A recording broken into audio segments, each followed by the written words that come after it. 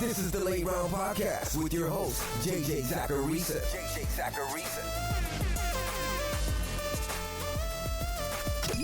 What's up, everyone? It's JJ Zacharisa, and in this episode 845 of the Late Round Fantasy Football Podcast, sponsored by FanDuel. Thanks for tuning in. I'm going to be away for parts of this week, so this week's Late Round Podcast schedule, it's a little bit different. You're still getting this 15 Transactions episode, and I'll have the 10 Trends episode out tomorrow. And then the Sleeper Show, like usual, it's going to be out on Thursday. But for this week, there won't be a Perspectives or Mailbag show. And then things will be back to normal next week. Good? Everyone good? On the same page? Great. Let's get to these transactions. Add Ezekiel Elliott. Now, I know that Zeke might not be available in your league, but he is available in 60% of Yahoo leagues. And I need to talk about him because Ramondre Stevenson has an ankle sprain. Now, at the time of this recording, I don't know exactly how long Stevenson's going to be out. It doesn't look like a minor injury, though. And that means Ezekiel Elliott will step in and probably be the bell cow for that New England Patriots offense. He saw a season-high 60% route participation in Week 13. So he's an obvious add this week. Sell the Dallas Cowboys defense.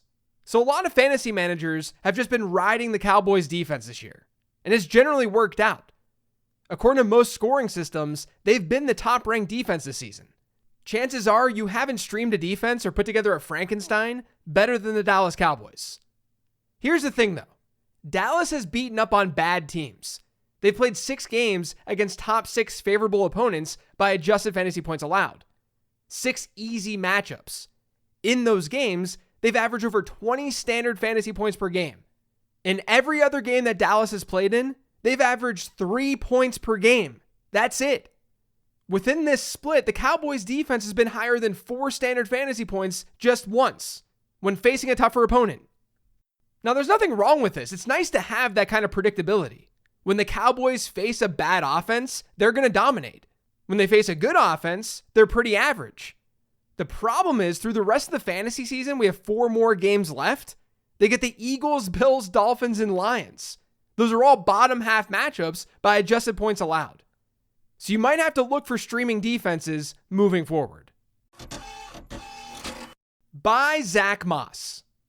So the good news for Jonathan Taylor managers, he didn't go on IR. That tells us that there's a chance that he misses fewer than 4 games.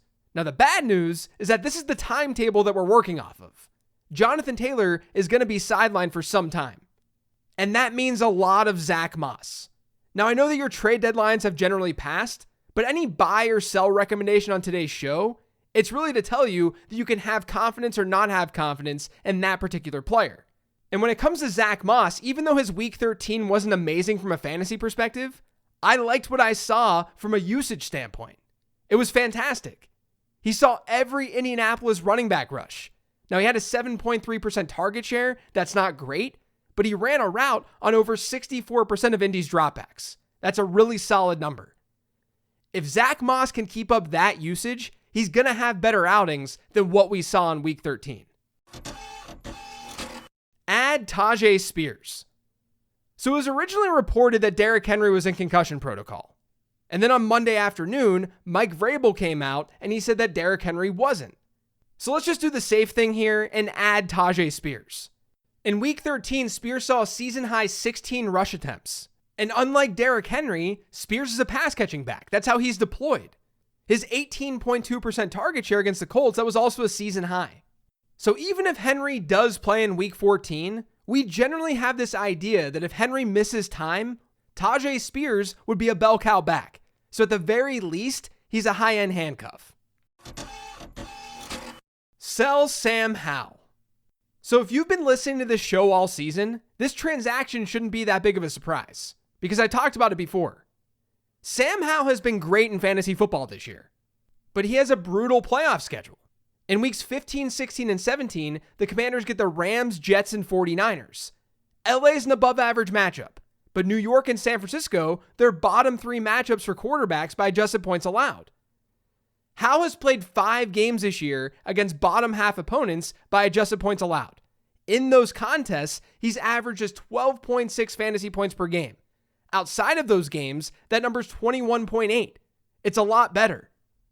He's coming off a game where his totals were inflated a little bit because he found the end zone twice on the ground. Now, he is athletic. That can happen. He can score points with his legs. But with those matchups, it's a very clear sell high moment for me. Add Antonio Gibson and Chris Rodriguez. Now, speaking of the Commanders, Brian Robinson left their Week 13 game early with a hamstring injury. Washington has a bye in Week 14, but there's a chance that this lingers in the fantasy football playoffs. You're going to want Antonio Gibson as a result. He saw a season-high 22.7% target share against Miami, and he played 56% of the team's offensive snaps. That was another season high. He would move into a very valuable role if Brian Robinson were to miss time. But don't forget about the rookie Chris Rodriguez either. He's more of a bruiser. He could take on that early down role. He had 7 rush attempts this past week to Gibson's 10. Now, in this hypothetical world without Brian Robinson, Chris Rodriguez probably doesn't just take on Robinson's role. But I do think that he could see and would see a lot of early down work. It's just that with Antonio Gibson there, we know that Gibson can catch passes out of the backfield, and with Rodriguez's collegiate profile, which wasn't that great from a receiving perspective, I doubt that Rodriguez would be a bell cow back. There's a better chance of that happening with Antonio Gibson than Chris Rodriguez. Regardless, Gibson is your top priority from this backfield, but don't sleep on Rodriguez. Add Noah Brown. So Tank Dell suffered a fractured fibula on Sunday. He's headed to IR. That leaves the Texans with Nico Collins as their alpha, and then a lot of wide receivers after him. You have Noah Brown, Robert Woods, John Mechie, and there's some others too. Noah Brown's the go-to add here, though, in my opinion. He ran the most routes for Houston in Week 13. Now, he only saw 2 targets, but he's clearly separated himself as sort of the next man up in that offense. And we've seen some spiked weeks from him in the past. Now, you could look at Robert Woods too, but I don't know if the upside's there. I'd rather look at the younger players, like John Mechie, for instance. Mechie ran just 3 fewer routes than Robert Woods against Denver in Week 13. And then also, don't sleep on rookie Xavier Hutchinson in deeper leagues. He's an interesting prospect. He had a really strong production profile. He'll likely find the field at least a little bit more without Tank Dell in the mix. He'll at least have some sort of opportunity to showcase his talent if it's there. So I would definitely prioritize Noah Brown out of this group. And then you could look at Robert Woods if you want more of a consistent floor, but I think John Mechie probably has a better ceiling than Woods does. And then in deeper leagues, maybe dynasty leagues, look at Xavier Hutchinson. Buy Tyler Lockett. So this is not a new transaction. I've talked about each of the Seattle wide receivers at some point this season. And the results have been kind of mediocre, let's be honest. But we're coming off a game where DK Metcalf absolutely destroyed Dallas, and then Jackson Smith-Njigba, he saw a season-high 11 targets. He saw his first double-digit target game. So what happened to Tyler Lockett? Well, I'm still bullish. I still think that Lockett can help your fantasy teams down the stretch. He scored fewer than 10 PPR points in each of his last 2, but his target shares in those games have been 19% and 21.5%. That's not amazing, that's not elite, but it's certainly not bad. And that type of share could really come through in the fantasy playoffs. Because in the fantasy playoffs, Seattle gets the Eagles, Titans, and Steelers. Those are 2 top 3 matchups for wide receivers by adjusted fantasy points allowed. That's Philadelphia and Tennessee. And then Pittsburgh, they're a top half matchup. So I still think that Lockett is going to be fine if you have him as like a wide receiver 3 on your roster right now. Add Elijah Moore. So Amari Cooper's in concussion protocol. Other wide receivers for this Browns offense are going to need to step up. In Week 13, that was mostly Elijah Moore. He had a season-high 29% target share, and according to Fantasy Life's utilization report, he also saw his highest average depth of target and air yard share of the season on Sunday. Now maybe that has to do with Joe Flacco being under center, or maybe it was just Cooper being sidelined. The thing is, though, both of those things might still be happening in Week 14 when the Browns face the Jags. So that means that Elijah Moore, who's still available in well over half of Yahoo leagues, should be added.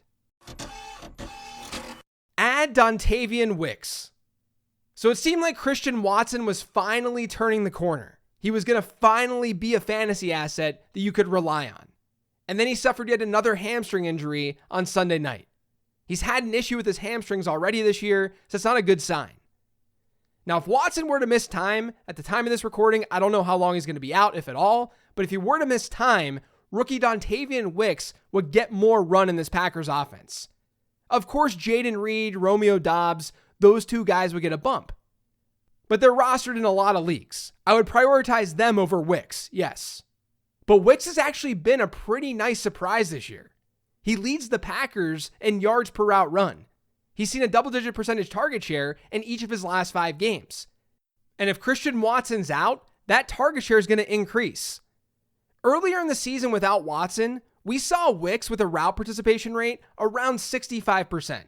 He was running a route on about 65% of Green Bay's dropbacks.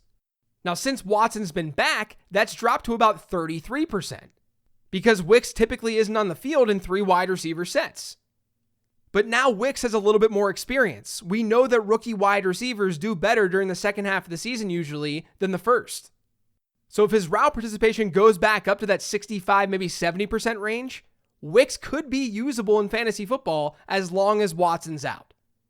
And keep in mind that Green Bay has a really nice rest of season schedule. They get the Giants, Bucks, Panthers, and Vikings through week 17. That gives them the 4th best wide receiver schedule by adjusted fantasy points allowed. Sell James Conner. So good for James Conner for getting his revenge on Pittsburgh in week 13. He scored twice. I'm just not optimistic that he's going to do that again this season. We know that Arizona is not a very good football team. Yeah, they beat Pittsburgh, but we have weeks of evidence showing us that the Cardinals are not a good team. They rank 6th in offensive plays run while trailing this season.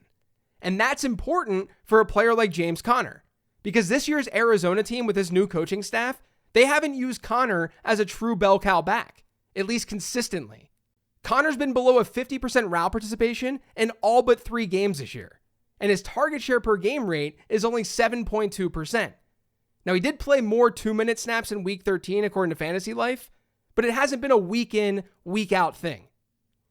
That could be a problem. The Cardinals have a week 14 bye, so you can't even use Conner until the fantasy playoffs. But in the playoffs, they get San Francisco, Chicago, and then Philadelphia. That is a brutal stretch. According to Next Gen Stats, each of those teams rank in the top 5 in rushing yards over expected per rush allowed. So the bottom line here, I wouldn't want to rely on James Conner to get me a fantasy championship. Add DJ Dallas. Kenneth Walker hasn't played since week 11. Zach Charbonnet against Dallas this past week, he suffered a knee injury. So a lot is up in the air right now with the Seahawks backfield. You should just be proactive and get their number 3 back, DJ Dallas. Now, we shouldn't expect the world, especially against the 49ers here in week 14. But Dallas could be a volume-based play for running back needy teams. Just keep an eye on reports, because if one of Walker or Charbonnet, if one of them goes, Dallas will not be worth it. But at this moment, I do think that DJ Dallas deserves a look off the waiver wire. Buy Justin Fields. So I talked about this on last week's mailbag episode, but I think it's worth reiterating. Justin Fields might be a league-winning player at quarterback. And I truly mean that. I don't throw that term around lightly either. Fields was a fumbling mess the last time that we saw him. He scored just 10.6 fantasy points. That result, not great. I'm not arguing that. He didn't have an amazing game. But his rushing numbers, his secondary numbers, were really good. Since returning from injury, Fields has run the ball 30 times. He had 18 rush attempts in week 11, and then he had 12 in week 12. Since 2011, I talked about this on last week's show, but since 2011, when a quarterback has hit 15 plus pass attempts while running it more than 10 times in a game, he's averaged 23 fantasy points per game. Now, within that sample, you get players like Lamar Jackson, Jalen Hurts, players who can really elevate that average. But here's the thing. When looking only at Justin Fields throughout his career, his average within those thresholds is 23.5 fantasy points per game. In other words, last week's 11-point outing, it was kind of an outlier. It wasn't a normal thing. This is no doubt a ceiling play. What if Chicago runs Justin Fields this way rest of season? And then we hit week 16 and week 17, where he faces the Cardinals and then the Falcons. Those are 2 top 8 matchups for quarterbacks by adjusted fantasy points allowed at the position. That's why Justin Fields has a chance to be a true league-winning quarterback. Add Jonathan Mingo. So the Panthers had their new coaching staff in place in week 13, and Jonathan Mingo ended up seeing by far his highest target share of the season. Is that a coincidence? Maybe a little bit, but maybe not. Mingo had a plus matchup against the Buccaneers, and that was featured on last week's Sleeper Show. I talked about him. Maybe this coaching staff really wanted him to get the ball a little bit more, but if you take a step back, his route participation, his snap share, those numbers, they were already really high this year. That hasn't changed. What really changed this past week was his targets per route run rate. He was targeted more, which tells me there's a chance, at least some chance, that the coaching staff had something to do with it. Now, you don't want to just wait and see if this continues without action. You can't just sit back and wait and see. You should probably add him this week, because we know that first-year players, like I said earlier, they sometimes surge during the second half of the season. Carolina's schedule's pretty mediocre for wide receivers. Keep that in mind. But I do think that Mingo, at least in like 12, 14 team leagues, he's worth a stash. Add the Houston Texans defense. Look, guys, the Texans get the Jets this week. The Jets are an abomination. No matter who's under center, I don't care. Over the Jets' last 6 games, the defense that's faced them, in weekly defensive scoring, they've ranked 4th, 1st, 6th, 2nd, 1st, and then before Monday Night Football, which is when I'm recording this, 1st. Defenses are crushing the Jets' offense, and it's showing up in fantasy football. So definitely add the Houston Texans defense. That's it for today's show, though. Thanks to all of you for listening. If you yet subscribe to the Late Round Fantasy Football Podcast, make sure you are by searching for it pretty much anywhere podcasts can be found. And don't forget to follow me on Twitter @LateRoundQB. Thanks for listening, everyone. Greatly appreciate it. I'll talk to you tomorrow with the weekly 10 Trend Show.